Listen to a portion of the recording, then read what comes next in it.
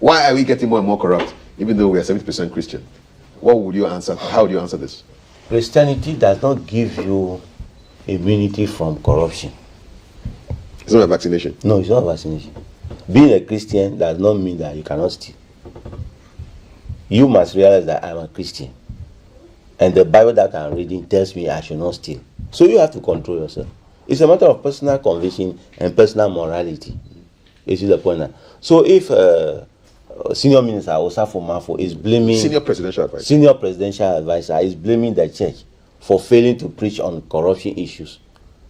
He's engaging in what we call fallacy of appeal to authority. Another theory. Yeah. Fallacy of appeal to authority. To authority. That they have the authority to preach to people to change. Every time we go to church, we preach on don't steal. We pray that God lead us not into temptation, but deliver us from evil. I'm telling you, all Christians, including me, the greatest temptation we cannot avoid is the presence of money. That guy. It's part of the 10 Commandments. Yeah.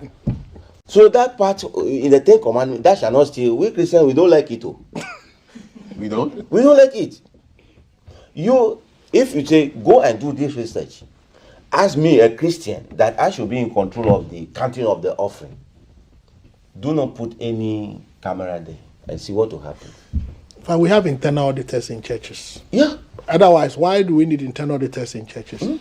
Because we don't even the church itself. So why would they count the money if they have cameras there? Yeah. In fact, there are some churches, they don't allow you to go into the money counting room with jackets and fugu like this because you can stuff it.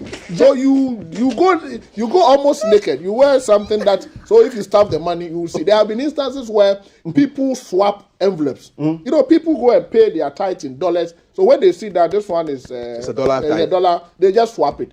So in some churches, they don't allow you to go in with smock or jacket. You leave your jacket somewhere. So I'm going to stand now. And so would I qualify? I mean, correct.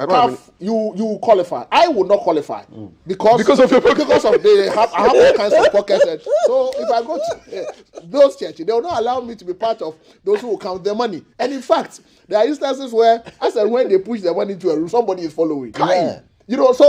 I agree with Prof. That is why the Church of Pentecost, that conference they had to develop a national moral code for this country is very important.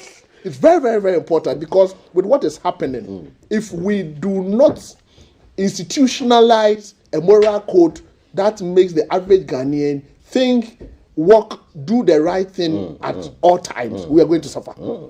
In churches, we have internal auditors. We have internal auditors in churches. Why do you think we need internal auditors in the house of God? Why? If they preach to us 10 commandments, we want to respect it. We have internal auditors. We have somebody who will follow through and make sure the money is counted. And at the end of the church service, they have to announce. But some do not even announce. What do they do? Some don't announce. There are some churches, if you go and ask them how much they made that day, you are in trouble. Some, they'll have to announce.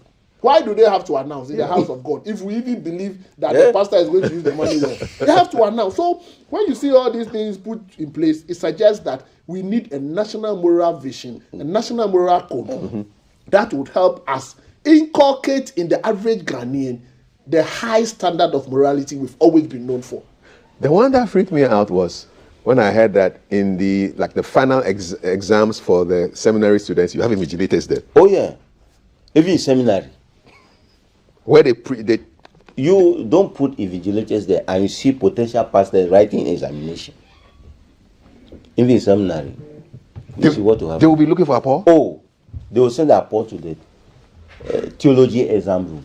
What? But if you have been called by God to become a pastor, why do you need a Paul before you can become a pastor or you can become a reverend? But let us also give credit where credit is due. Yes. In certain institutions, they sign a moral code and they write exams without supervision. And I would always say that I know Wesley girls, they do that. They have a moral code and they write examinations under virtually no supervision. And they are doing well. So it is possible, it can be done, except that we should make conscious effort to inculcate it in the average Ghanaian. It is not good and it will destroy our society if we go along the tangent we are going. this national moral code and national moral vision thing that the Church of Pentecost and other religious groups are proposing, we should take a second look at it and inculcate it into our national systems.